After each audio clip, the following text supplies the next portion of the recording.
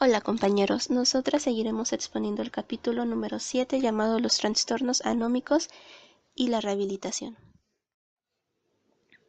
Como sabemos, el hombre tiene la necesidad tanto psicológica y sociocultural de comunicarse con las personas que lo rodean. Una de estas formas es el lenguaje, el cual permite expresar ideas a través de las palabras. Este es un fenómeno biopsicosocial, es decir, involucra partes psicológicas, biológicas y culturales. Esta función es básica para comunicarnos con otros seres. El lenguaje como función psicológica tiene dos estructuras. La primera es la estructura psicológica, la cual tiene 4 funciones. La primera es la generalizadora, la cual se encarga de agrupar a las palabras en diferentes grupos.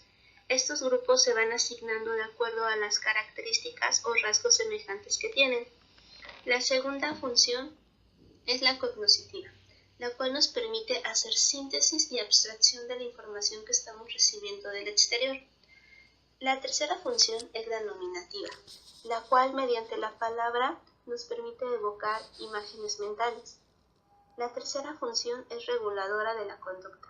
Esta hace referencia a que mediante el lenguaje podemos entender diferentes instrucciones que se dan de manera verbal o escrita. Dentro de la segunda estructura es la lingüística. En esta hay 3 funciones. La primera es la pragmática, y esta hace referencia al uso de palabras en diferentes situaciones y o contextos sociales. Esta hace referencia a que no vamos a utilizar el mismo tipo de palabras, ya sea en la casa, con los amigos y en la escuela. En la escuela se utilizarían términos más técnicos y de acuerdo a la licenciatura que estemos estudiando. En cambio, en la familia o con los amigos se utilizarían palabras más coloquiales. Dentro de la función semántica sintáctica, esta hace referencia a los significados que se están manejando de las palabras. En cuanto al fonológico, se hace referencia al sonido. La unidad del lenguaje es la palabra. La palabra nos permite nombrar diversos objetos, nos permite crear enlaces complementarios, los cuales tienen diferentes significados, y estos significados dependen de la situación en la que se encuentra el sujeto, el contexto y la tonalidad que se le da a la palabra. Los fundamentos de la función nominativa. Como sabemos, desde pequeños empezamos a nombrar las diferentes palabras u objetos que se encuentran a nuestro entorno. Existen 3 diferentes operaciones. La primera es preparar el significado de la palabra que queremos producir. La segunda es recuperar dicha palabra que expresa mejor el significado. Y la tercera es expresar los fonemas que están integrando esta palabra. En la normalidad existen diversas estructuras que participan en la formulación del lenguaje. Una de ellas es el lóbulo frontal, la cual es el área del lenguaje articulado y se encuentra en el pie de la tercera circunvolución frontal. Otra de ellas es el giro frontal inferior izquierdo y giro frontal ascendente izquierdo, y este se dedica a la selección, verificación y al rechazo de alguna palabra. También se encuentra el lóbulo parietal, localizado en el giro angular y giro supramarginal, y este hace referencia a la repetición y al análisis de la información. Otro lóbulo que participa en la formación del lenguaje es el lóbulo temporal, el cual es el encargado de integrar la percepción auditiva y los sistemas sensoriales. Si existiera una lesión en la región parieto-occipital, habría una imposibilidad para nombrar a un objeto ante un estímulo visual, es decir, se puede tener un objeto enfrente, pero no se le puede nombrar y tampoco designar sus funciones.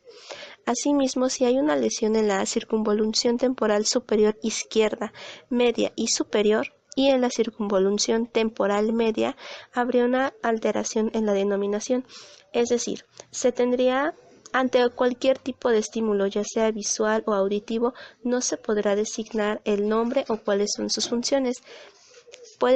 Un ejemplo podría ser que esté hablando una persona y que llegue otra, y al escuchar su tono de voz no se podría distinguir qué tipo de persona es ni cuál es el parentesco con ella. Como ya les había comentado, el lenguaje tiene dos estructuras, la lingüística y la psicológica. En esta ocasión hablaremos de la estructura lingüística, la cual tiene 4 niveles. El primero es el semántico, es el nivel más profundo y es el encargado de producir y comprender nuevas oraciones. El segundo es el sintáctico, el cual se encarga de comprender las reglas de las palabras y el orden de estas. El tercero es el fonológico, el cual se encarga de producir sonidos verbales.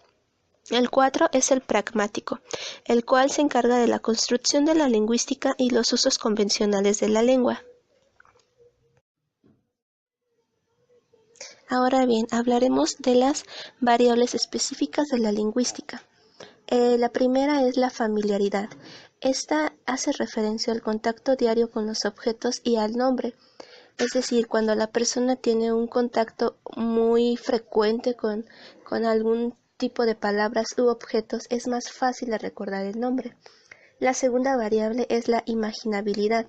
Esta hace referencia a la facilidad o a la dificultad que tenemos para imaginarnos la palabra.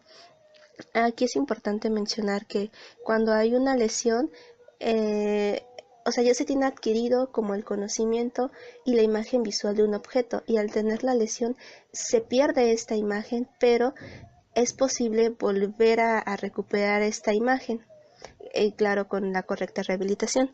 También hace referencia estas variables a la frecuencia, es decir, al número de veces que se está utilizando esta palabra o al número de veces que se está repitiendo para poder recordarla.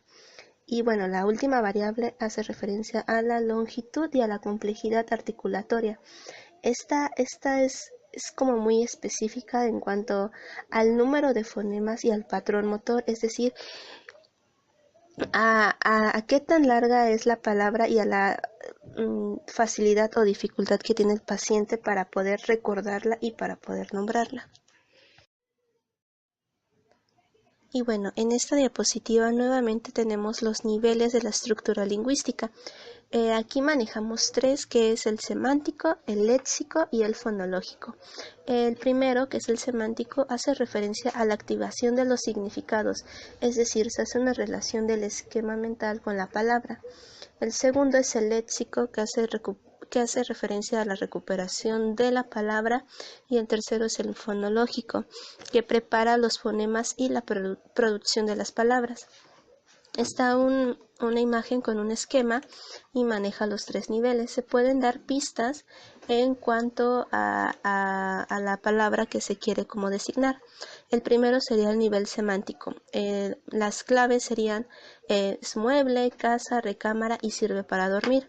En el segundo, que es el nivel léxico, sería como una recuperación de las palabras que agrupan estas características, las cuales serían un sillón. Un sillón es un mueble que está en la casa, y bueno, también otra clave es la cama que también es un mueble, está en la casa, está dentro de la recámara y sirve para dormir. El tercer nivel es el fonológico, que hace referencia a la palabra y se encargaría de producir los fonemas relacionados con esa palabra. Como ya hemos visto, el lenguaje tiene 2 estructuras, que es la psicológica y la lingüística. Asimismo, tiene diferentes niveles. Dependiendo la lesión en el cerebro, se tendrá una diferente afectación. Asimismo, existen diferentes tipos de anomia. La anomia es la dificultad para recuperar una palabra. El primer tipo de anomia es la semántica, que sería la más profunda o donde habría una mayor alteración, y esta hace referencia a la precisión de los significados, es decir, no hay un acceso al concepto de la palabra y no se puede producir la palabra. La anomia pura, en ella queda intacto el significado, sin embargo no se puede producir la palabra. En la anomia fonológica, puede existir el significado y tener la palabra, pero no se pueden producir los fonemas. Es decir, Bien, cierra los ojos. Apriétalos. ¿Puedes apretar mis dedos? Fantástico. Mueve los dedos de los pies, por favor. Eso es. Muy bien. Perfecto. Se le dan bien los test. Saqué buena nota en... ¿Cómo se llamaba? selectividad. ¿Puedes decirme qué es esto?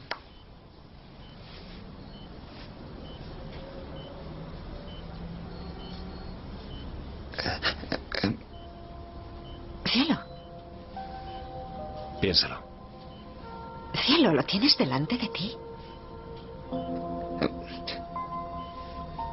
¿Puede verlo? Sí, lo veo, pero es que no me sale el... Vale, no pasa nada. Piénsalo. A veces cuesta recordar los nombres. Inténtalo.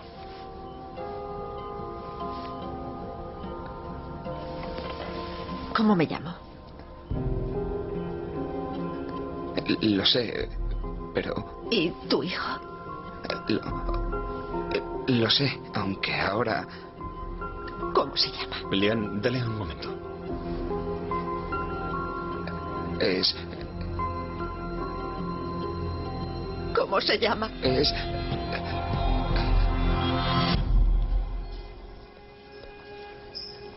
Él se lo puso. Le llamó así por su padre. ¿Cómo no recuerda el nombre de su propio hijo? Sabe que es su hijo. El hemisferio derecho percibe la conexión emocional con el bebé, pero no se comunica con el izquierdo. Allí nacen las palabras. Hemos cortado la conexión entre ambos hemisferios. Necesita crear otras. ¿Y cuánto tardará? Lo conseguirá. La recuperación es dura. Es un proceso de aprendizaje.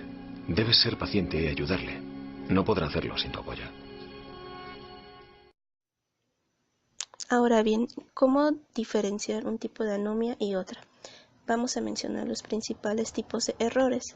Los primeros serían los semánticos, y es aquí donde el paciente confunde dos palabras. Sin embargo, estas dos palabras comparten rasgos similares. Un ejemplo de ello sería confundir león por tigre. El siguiente tipo de error sería el fonológico.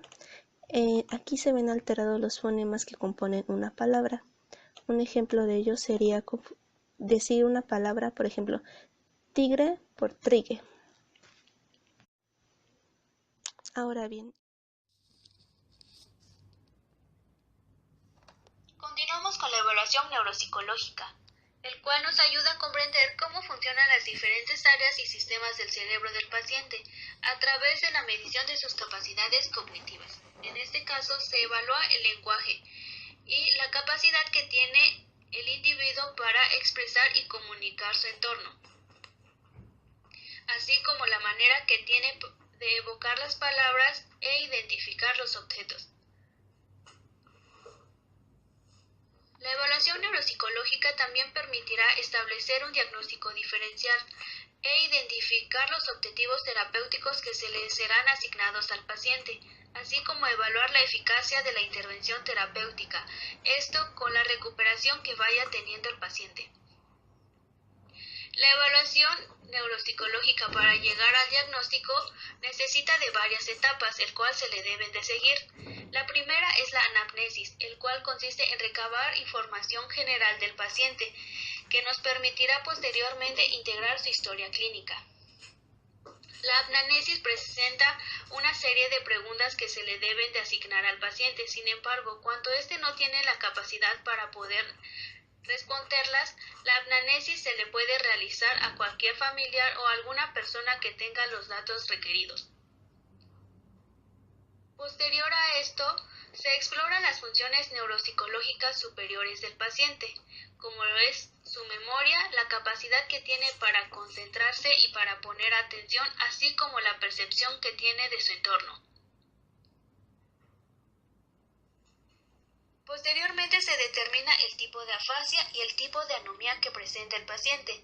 Para esto se explora la función nominativa, es decir, la manera que tiene el paciente para nombrar su entorno. Todo esto con la finalidad de identificar el factor alterado, las consecuencias y los eslabones dañados de esta función. De ser necesario, la evaluación se complementa con otros estudios médicos o de neuroimagen, según la parte dañada del cerebro de la persona. Y por último, se establecen las estrategias de intervención y la manera que tendrá la persona para recuperarse.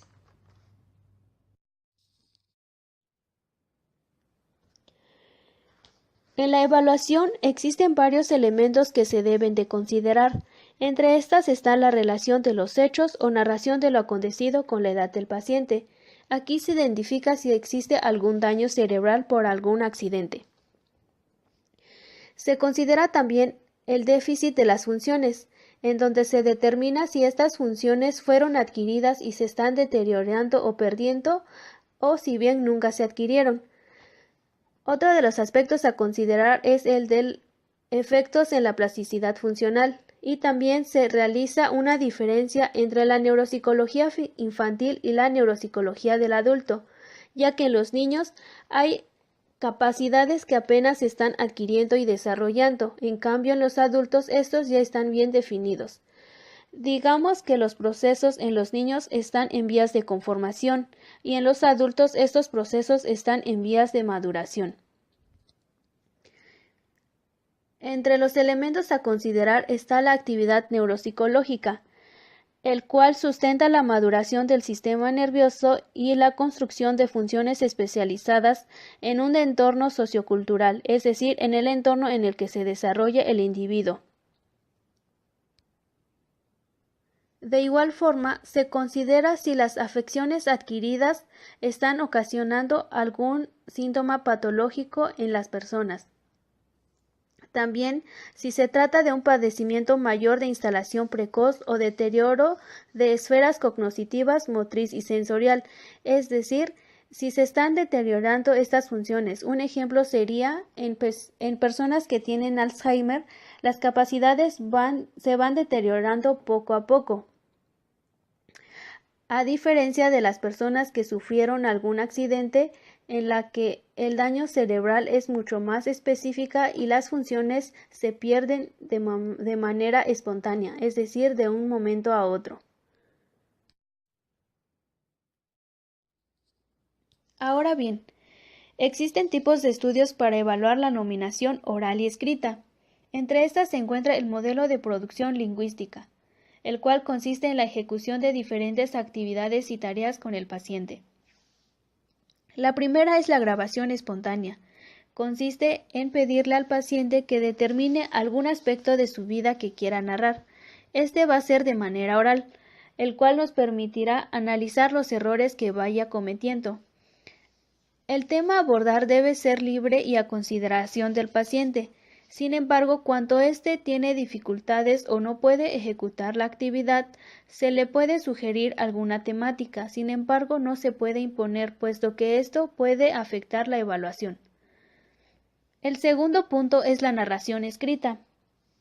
De igual forma, se le pide al paciente determinar algún aspecto de su vida que quiera narrar, pero de manera escrita.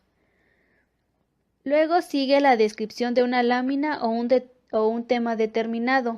Esto se puede ejecutar con la ayuda de la prueba beta, el cual consiste en presentarle al paciente un determinado número de láminas, el cual él deberá de describir.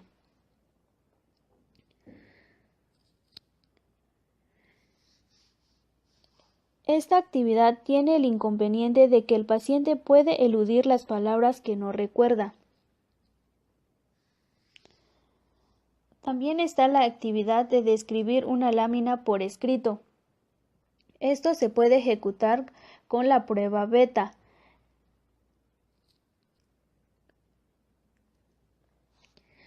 Y finalmente está la denominación ante dibujos de objetos. En esta también se puede ejecutar la prueba de Boston, el cual consiste en determinar y presentar unas láminas con dibujos al paciente y por otro lado poner el concepto, el cual el paciente deberá identificarlo.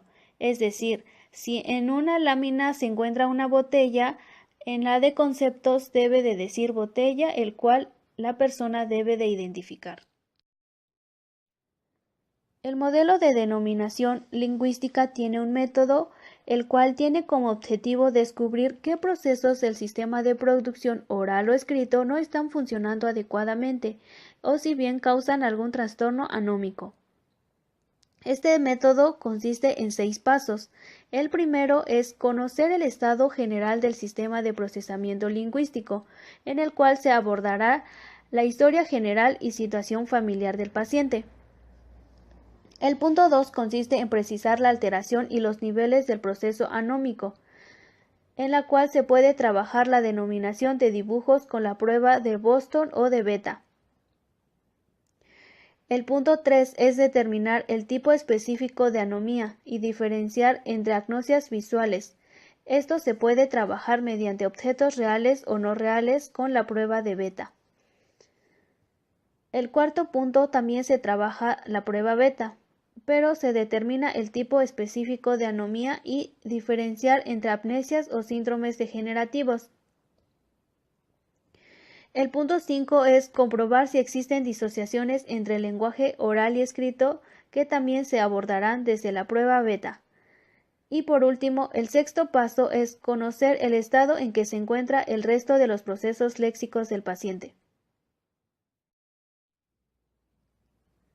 En el desarrollo del modelo se trabaja con 6 pasos. El primero es la entrevista y órdenes sencillas.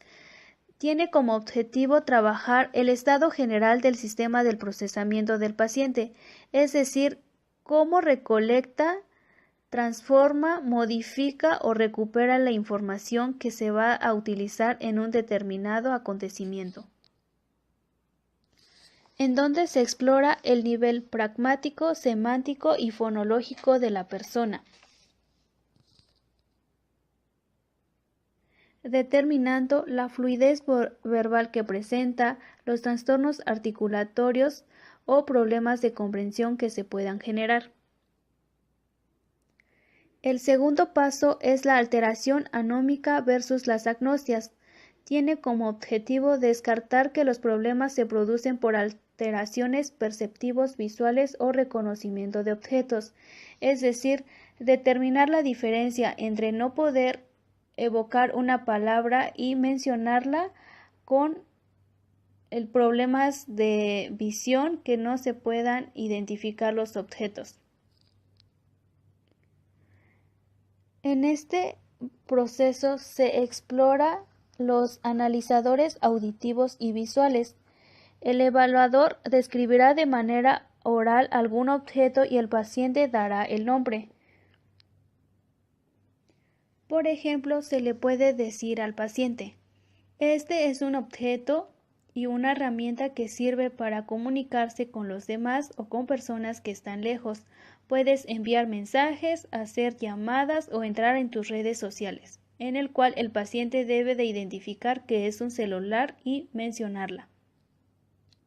Para esta tarea se puede ocupar el test de Boston. Sigue la de alteración anómica y la diferencia entre apnesias y síndromes degenerativos. Este tiene como objetivo descartar consecuencias de problemas degenerativos y se exploran los niveles lingüísticos. Para esto se puede trabajar la denominación de dibujos con claves semánticas y fonológicas de la prueba de Boston, palabras y pseudopalabras, rastreo de campos semánticos con la prueba de Beta, y la denominación de dibujos con clave fonológica. El cuarto punto es determinar el tipo específico de anomía que presenta el paciente. En esta se trabajan los niveles lingüísticos y se exploran las tareas de asociación semántica. Para esto se puede realizar la repetición y lectura en voz alta para descartar un problema articulatorio, así como trabajar el emparejamiento o denominación de palabras con dibujos y la asociación semántica, o el de la sinonimia, el cual consiste en identificar palabras pares con significados similares, así como lo contrario, que serían los antónimos, la definición de palabras también. En este paso se determinan los problemas de acceso léxico o de trastorno semántico que presenta el paciente. En el punto 5 se determinan las disociaciones o dobles disociaciones que se desarrollaron en el paciente. Tiene como objetivo comprobar las disociaciones entre el lenguaje oral y escrito. y se exploran las categorías específicas de estas áreas. El sexto y último paso es conocer los procesos intactos. Tiene como objetivo conocer el estado del resto de los procesos léxicos para el desarrollo de la rehabilitación. Y tiene como finalidad explorar las tareas de asociación, lectura, repetición, memoria semántica y auditiva.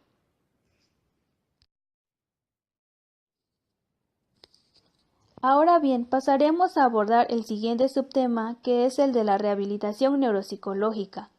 Este tiene fundamentos en la neuropsicología histórico-cultural, el cual determina la necesidad de considerar el contexto cultural y social en el que se desenvuelve el paciente.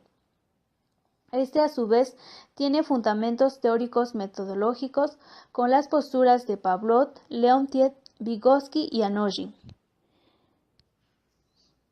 En la rehabilitación neuropsicológica de la función nominativa, se tiene como objetivo desarrollar conexiones resistentes al olvido entre conceptos y nombres, personas y nombres y acciones y nombres. Esto crea la necesidad de desarrollar un programa de rehabilitación, el cual usa estrategias y técnicas. La primera de estas técnicas es el priming, oral o escrita, el cual consiste en decir el nombre del objeto para que el paciente lo repita. Si éste no puede ejecutar la actividad, a la tercera vez se le presenta el dibujo para que él lo nombre. La segunda técnica que se puede utilizar es el de la clave fonológica.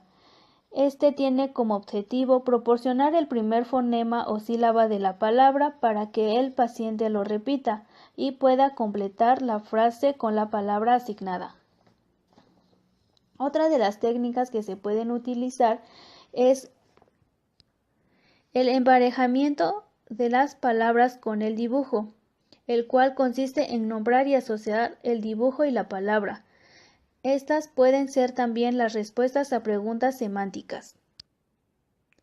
Se tiene también como estrategia la ejecución de mapas mentales. Consiste en la creación de mapas mentales y derivados lexicales. Y por último se tiene el programa de rehabilitación de la anomía específica. Ahora abordaremos las funciones psicológicas superiores, las cuales son niveles de organización de funciones psíquicas que poseemos. Son complejos procesos autorregulados, sociales por el origen que tienen, mediatizados por la estructura, conscientes y voluntarios por el modo de su funcionamiento, ya que estas funciones se ejecutan de diferente manera en cada persona.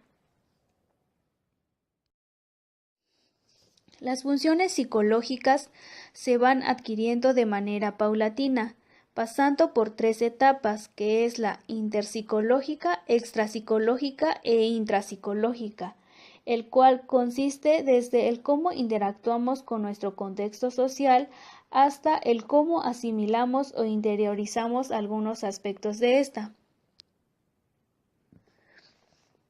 Estos tienen bases psicofisiológicas, que son los sistemas funcionales, con una estructura de numerosos niveles y eslabones.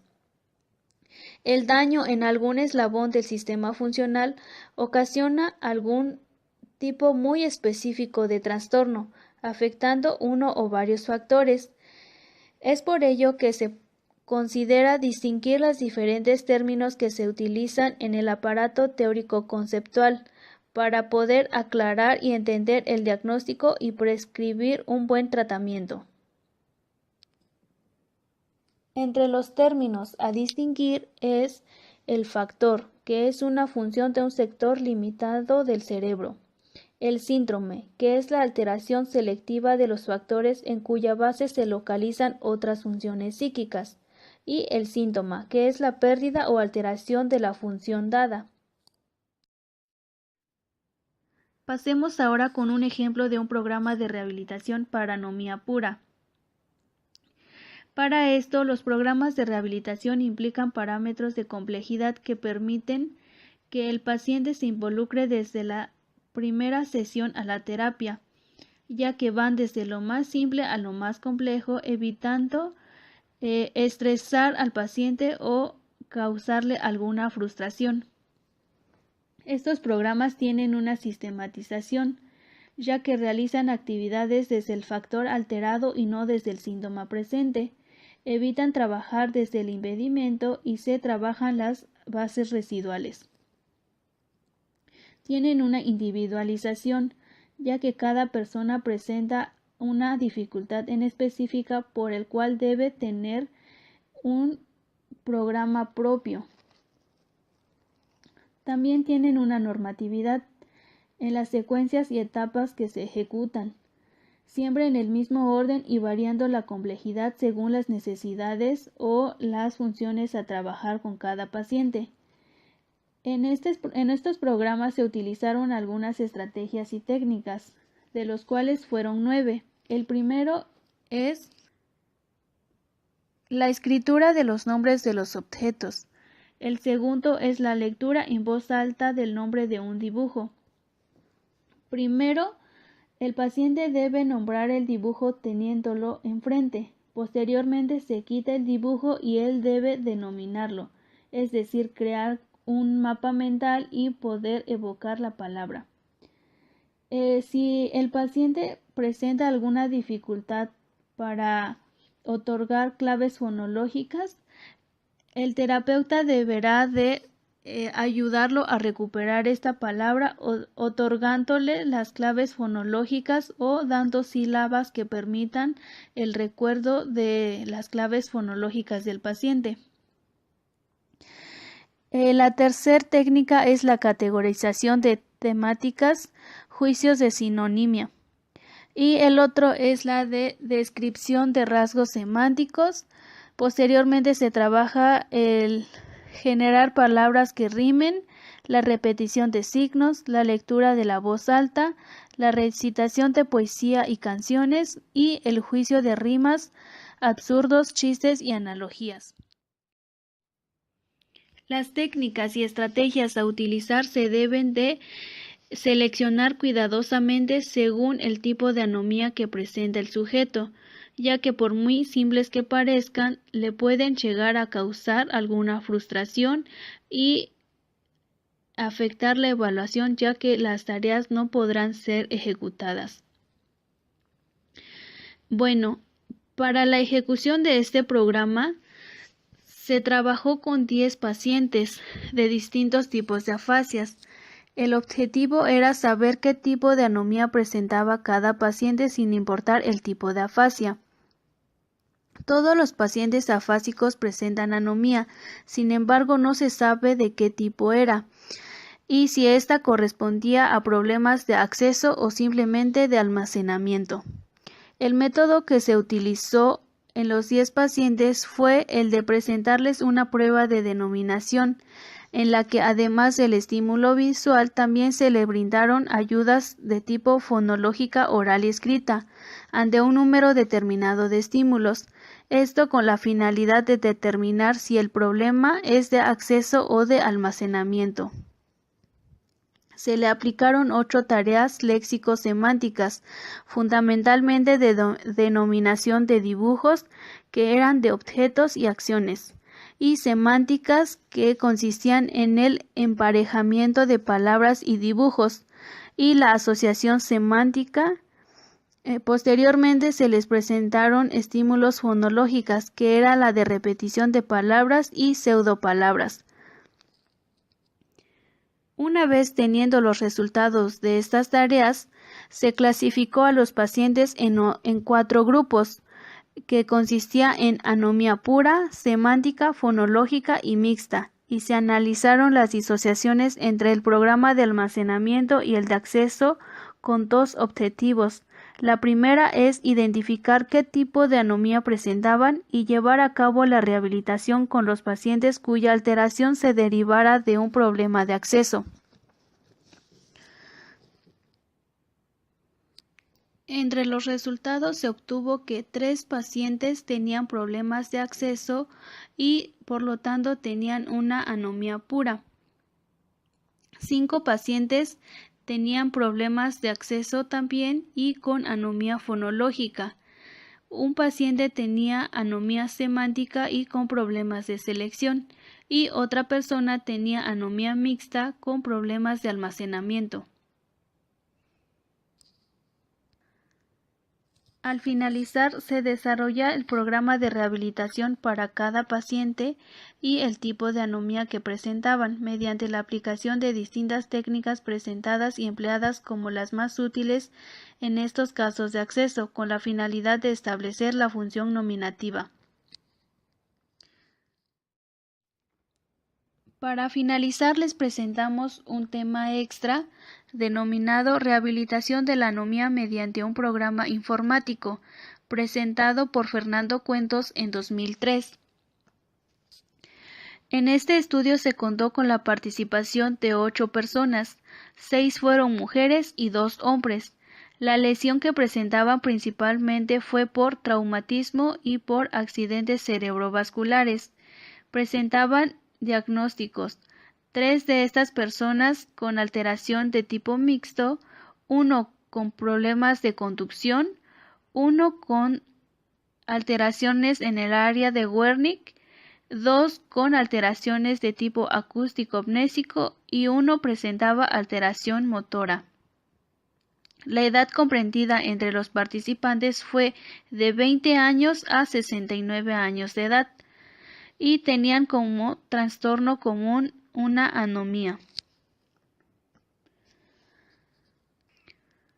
Los materiales que se emplearon en este programa fue el test de vocabulario de Boston, que consiste en la denominación de dibujos. La prueba consiste en detectar problemas de recuperación de palabras. Se obtuvo como resultado una puntuación media entre los participantes de 20.57 puntos. La puntuación más baja fue de 5 dibujos nombrados y la más alta fue de 45. Con ayuda semántica la media aumenta a 1.62 puntos y con ayuda fonológica a 10.25. Si podemos observar la gráfica en la prueba del Boston, cuando las personas no tenían algún tipo de ayuda, su valor era mucho menos, y esto aumentaba si se le presentaba con clave semántica o si era con clave fonológica. En este programa también se realizaron tareas de asociación semántica. Para esto se ocupó el test de Borg, el cual consiste en 30 láminas con 3 dibujos en cada lámina, uno en la parte de arriba y los otros 2 en la parte de abajo. Esto para identificar alteraciones a nivel semántico. Otra de las tareas fue la de repetición, con el test de EPLA, que consta de una lista de 30 palabras de diferentes frecuencias e imaginabilidad, que se le nombran al paciente una a una para que las repita. Esto permite identificar alteraciones a nivel fonológico. El procedimiento que se utilizó en este programa de rehabilitación fue un programa informatizado, el cual presentaba a cada participante dibujos de objetos simples en la pantalla del ordenador para que el paciente los nombre. Los dibujos contenían 300, de los cuales estaban agrupados de 12 categorías de 25 objetos cada uno, y permitía evaluar conceptos generales, así como objetos comunes, y se les presentaba pequeños utensilios, objetos de la casa, herramientas, prendas de vestir, alimentos, medios de transporte, juguetes y armas, partes del cuerpo, animales mamíferos. Continuaremos con la descripción del tratamiento. El tratamiento se llevó a cabo de manera individual y en sesiones de entre 45 y 50 minutos. Se trabajó con 2 tipos de claves. La primera era la semántica, la cual consistía en indicar la categoría a la que pertenecía un objeto. si el paciente no conseguía identificar al objeto o nombrarlo, se proseguía a la clave fonológica, la cual consistía en nombrar o proporcionar la primera sílaba de la palabra. En los resultados de la investigación podemos encontrar que hubo un gran avance, ya que pasaron de nombrar un 46% de los dibujos a un 68%, habiendo una media de 4.6 de sesiones.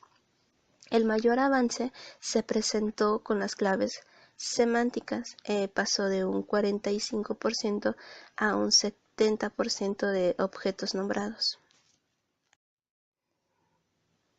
Para finalizar, hablaremos de la discusión que se plantea en la investigación, y en esta nos habla de que generalmente para comprobar la eficacia de un programa de rehabilitación generalmente se aplica en grupos de pacientes con características similares. Sin embargo, uno de los problemas que encontraban los investigadores es que los pacientes son muy heterogéneos. Esto nos quiere decir que difícilmente vamos a encontrar un grupo de pacientes con la misma característica que otro grupo, y hasta en el mismo grupo es difícil encontrar a personas que tengan características similares, ya que la lesión que tienen es diferente. Asimismo, el estudio tenía como objetivo comparar los diferentes tratamientos y los diferentes tipos de clave, como por ejemplo la semántica y el fonológico, demostrando que hay diferencias individuales entre un paciente y otro. Esto quiere decir que a un paciente le es más fácil la rehabilitación mediante claves semánticas, y a otras personas le es más fácil la rehabilitación mediante claves fonológicas. También nos decía que generalmente las claves semánticas son más eficaces. Sin embargo, en el estudio se comprobó que también las claves fonológicas son relevantes para el tratamiento. En las conclusiones podemos encontrar que los autores recalcan y hacen una especial énfasis en que cada paciente necesita un programa adecuado dependiendo de sus necesidades y las características de su lesión. En esta también nos hablan de que los pacientes anómicos con trastornos semánticos necesitan mayor énfasis o mayor significado en los programas que tienen que atender el concepto. Para los pacientes con dificultades para recuperar palabras, los programas que proporcionan mayor ayuda son los que tienen o que cuentan con claves fonológicas. También recalca que la importancia del ordenador es una valiosa herramienta que nos permite administrar de manera más eficaz y novedosa estos nuevos programas de rehabilitación. Esto está enfocado a que la mayoría de las personas están muy relacionado a interactuar con esto en medio de comunicación, ya sea mediante la computadora, la tablet o el celular.